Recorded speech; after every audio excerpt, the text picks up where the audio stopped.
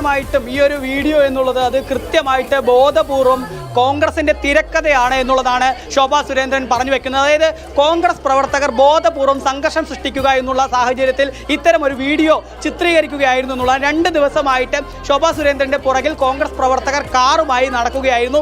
അത്തരത്തിൽ കാറുമായി നടന്ന സംഘം പിന്നീട് ശോഭാ സുരേന്ദ്രന്റെ ഏതാനും വീഡിയോകൾ ചിത്രീകരിക്കുന്നു.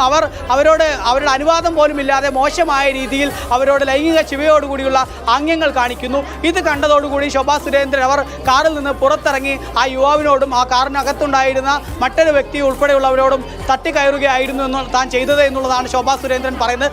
മാത്രമല്ല ഈ എൻ വിനേഷ് കണ്ണാടി എന്ന കോൺഗ്രസ് പ്രവർത്തകൻ അയാൾ ഒരു ബാങ്ക് തട്ടിപ്പിലെ പ്രതിയാണ്. ആ പ്രതിയായിട്ടുള്ള ഒരുപാട് ജനങ്ങളെ വഞ്ചിച്ചിട്ടുള്ള വ്യക്തിയുടെ നേതൃത്വത്തിലാണ് ഇത്തരത്തിലൊരു വീഡിയോ ഫാബ്രിക്കേറ്റ് ചെയ്ത് ജനങ്ങളുടെ ഇടയിലേക്ക് അല്ലെങ്കിൽ മാധ്യമങ്ങൾക്ക് ഉൾപ്പെടെ നൽകി ഇതൊരു ബോധപൂർവം സൃഷ്ടിച്ചതാണ് എന്നുള്ളതാണ് ശോഭാ സുരേന്ദ്രൻ പറഞ്ഞു വെക്കുന്നത്. മാത്രമല്ല ഒരു വെള്ള ചുരിദാറുള്ള സ്ത്രീയുടെ കൈ കൊടുക്കുന്ന ഒരു മുത്തശ്ശിക്ക് കൈ കൊടുക്കുന്ന ദൃശ്യങ്ങൾ പകർത്തിക്കൊണ്ട് അത് പണം കൊടുത്തതാണ് എന്ന തരത്തിൽ ചിത്രീകരിക്കുന്നു. അങ്ങനെയാണെങ്കിൽ ആ പണം കൊടുത്തത് എന്നുള്ളതിൻ്റെ തെളിവുകൾ പുറത്തുവിടുക എന്നുള്ളത് ശോഭാ സുരേന്ദ്രനും അതുപോലെ തന്നെ BJPയുടെ ഈസ്റ്റ് ജില്ലാ അധ്യക്ഷനായിട്ടുള്ള പ്രശാന്ത് ശിവനും ഉൾപ്പെടെ കൃത്യമായ തെളിവുകൾ പുറത്തുവിടാൻ വെല്ലുവിളിക്കുകയും ചെയ്തു. ഇത് കോൺഗ്രസിന്റെ ഭാഗത്തു നിന്നുള്ള കൃത്യമായ തിരക്കഥയാണ്. ഇതിൽ ശക്തമായ നിയമ നടപടിയുമായി മുന്നോട്ട് പോകും.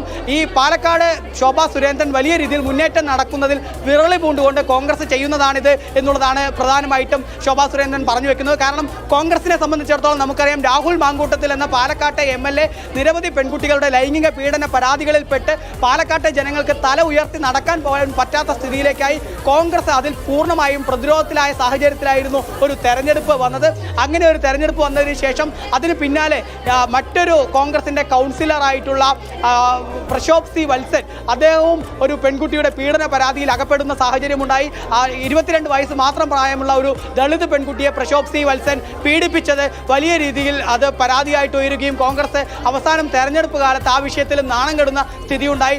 അതിനപ്പുറം ഈ രമേശ് പിഷാരടിയുടെ തെരഞ്ഞെടുപ്പ് പ്രചാരണത്തിൽ കൊലപാതക കേസിലെ പ്രതിയായിട്ടുള്ള അതിൽ ശിക്ഷിക്കപ്പെട്ടിട്ടുള്ള വ്യക്തി ഈ രമേശ് പിഷാരടിയുടെ തെരഞ്ഞെടുപ്പ് പ്രചാരണ ടീമിൽ ഉൾപ്പെടെയുള്ള വിഷയങ്ങളും കോൺഗ്രസിനെ സംബന്ധിച്ചിടത്തോളം വലിയ രീതിയിൽ പ്രതിരോധം സൃഷ്ടിച്ചിരുന്നു. അതുകൊണ്ട് തന്നെ അവർക്ക് നേരെ ഈ ശോഭാ സുരേന്ദ്രൻ എന്ന NDA സ്ഥാനാർത്ഥിയുടെ നേതൃത്വത്തിൽ ഈ പ്രശോഭ് സി വത്സനെ അറസ്റ്റ് ചെയ്യണമെന്നുൾപ്പെടെ ആവശ്യപ്പെട്ട് പാലക്കാട് SP ഓഫീസിലേക്ക് പ്രതിഷേധ മാർച്ച് ഉൾപ്പെടെ നടത്തി. പൂർണ്ണമായും വിവിധ പരാതികൾ, അതായത് 1 2 അല്ല 2 സ്ത്രീപീഡന പരാതികൾ, അതൊരു കൗൺസിലർക്ക് നേരെ, മറ്റൊന്ന് MLAക്ക് നേരെ, മുൻ MLA ആയിട്ടുള്ള വ്യക്തിക്ക് നേരെ.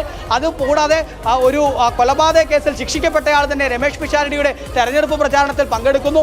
ഇതിനൊപ്പം തന്നെ മറ്റ് പരാതികളും ധാരാളം BJPയിലേക്ക് എത്തിയിരുന്നു. പ്രത്യേകിച്ച് രമേശ് പിഷാരടിക്കെതിരെയുള്ള പരാതിയും അതുപോലെ തന്നെ ഈ ഒരു എൻ വിനേഷ് കണ്ണാടി എന്ന കോൺഗ്രസിന്റെ പ്രവർത്തകൻ വലിയ രീതിയിൽ സാമ്പത്തിക ക്രമക്കേട് നടത്തി ജനങ്ങളെ വഞ്ചിച്ചത് സംബന്ധിച്ചുള്ള FIR അതിൻ്റെ രേഖകളും ഒക്കെ BJPയിലേക്ക് എത്തിയിരിക്കുന്ന സാഹചര്യം. ഇതെല്ലാം ഈ തെരഞ്ഞെടുപ്പ് ഘട്ടത്തിൽ ഏതെങ്കിലും തരത്തിൽ പുറത്തു വരുമോ എന്നുൾപ്പെടെയുള്ള ഭയം കോൺഗ്രസിനെ സംബന്ധിച്ചിടത്തോളം ഉണ്ടായിരുന്നു. മാത്രമല്ല ശോഭാ സുരേന്ദ്രൻ എന്ന വ്യക്തിയെ സംബന്ധിച്ചിടത്തോളം പാലക്കാട് ഒരു പരിചയപ്പെടുത്തലിൻ്റെ ആവശ്യമില്ല. അവർക്ക് വലിയ രീതിയിലുള്ള സ്വാധീനമുണ്ട്. ഇന്നലെ ഏറ്റവും ഒടുവിൽ നടന്ന കൊട്ടിക്കലാശത്തിലും വലിയ രീതിയിൽ മഹിളകൾ ഈ കൊട്ടിക്കലാശത്തിലേക്ക് ഒഴുകിയെത്തുന്ന സാഹചര്യമായിരുന്നു. LDFൻ്റെയോ UDFൻ്റെയോ ഈ കൊട്ടിക്കലാശത്തെ അപേക്ഷിച്ച് നോക്കുന്ന സമയത്ത് ശോഭാ സുരേന്ദ്രൻ്റെ ആ കൊട്ടിക്കലാശത്തിൽ ഏകദേശം 4000-ഓളം അമ്മമാർ മാത്രം പങ്കെടുത്തു എന്നുള്ളൊരു സാഹചര്യമുണ്ട്.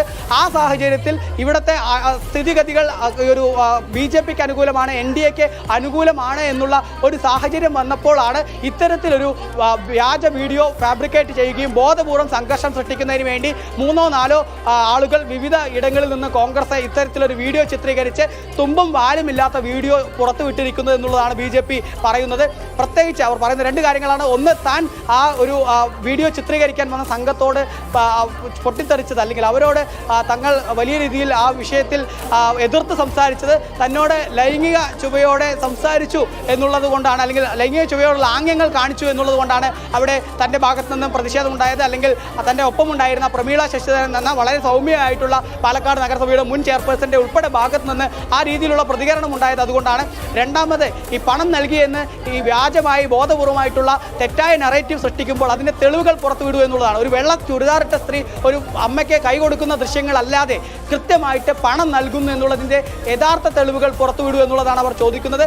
മാത്രമല്ല, ഈ മുത്തശ്ശിയുടെ കയ്യിലുള്ള പണം അത് പെൻഷനായിട്ട് ലഭിച്ച തുകയാണ് എന്നുള്ളത് അവർ തന്നെ മാധ്യമങ്ങൾക്ക് മുൻപിൽ തുറന്നു പറയുകയും ചെയ്തിരിക്കുന്ന ഒരു സാഹചര്യം കൂടിയുണ്ട്. ആ സാഹചര്യത്തിൽ കൂടെയാണ് ശോഭാ സുരേന്ദ്രൻ്റെ ഭാഗത്തുനിന്ന് പ്രതികരണം ഉണ്ടായിരിക്കുന്നത്. ഏതായാലും ഈ വിഷയത്തിൽ നിയമപരമായിട്ട് മുന്നോട്ട് പോകും എന്നുള്ളതാണ് NDA സ്ഥാനാർത്ഥി ശോഭാ സുരേന്ദ്രൻ പറയുന്നത്.